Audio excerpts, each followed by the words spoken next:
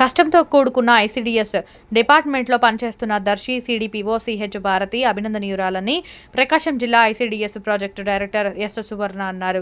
సోమవారం సాయంత్రం ప్రకాశం జిల్లా దర్శి పురపాలక సంఘం లక్ష్మీ పద్మావతి కళ్యాణ మండపంలో జరిగిన దర్శి సిడిపిఓ చిలక భారతి పదవీ విరమణ మహోత్సవ సభలో ఆమె ముఖ్య అతిథిగా పాల్గొని ప్రసంగించారు. సువర్ణ తన ప్రసంగాన్ని కొనసాగిస్తూ అందరి భవిష్యత్తు ఐసీడీఎస్ ప్రాజెక్టుపై ఉంటుందని, అందరి దృష్టి ఈ ప్రాజెక్టు పైన ఉంటుందని ఆమె అన్నారు. భారతి ఎన్నో ఆటుపాటులను ఒడిదుడుకులను ఎదుర్కొని పనిచేసి ప్రజల మన్ననలను పొందిన వ్యక్తి భారతి అని సువర్ణ అన్నారు. అనంతరం భారతి దంపతులను శాలువాలతో పూలదండలతో ఘనంగా సత్కరించారు. ఈ కార్యక్రమంలో దర్శి ఎంపీపీ గొల్లపాటి సుధారాణి అచ్చయ్య, దర్శి మండల విద్యాశాఖ అధికారులు కాకల రఘురామయ్య, బి రామాదేవి, సన్మాన గ్రహీత భారతి కుటుంబ సభ్యులు, వివిధ మండలాల ఐసీడీఎస్ ప్రాజెక్టు సిడిపిఓలు, సూపర్వైజర్లు, దర్శి, ముండ్లమూరు, కురిచేడు, దొనకొండ, తాళ్లూరు మండలాల అంగన్వాడీ కార్యకర్తలు, ప్రజా సంఘాల నాయకులు తదితరులు పాల్గొన్నారు.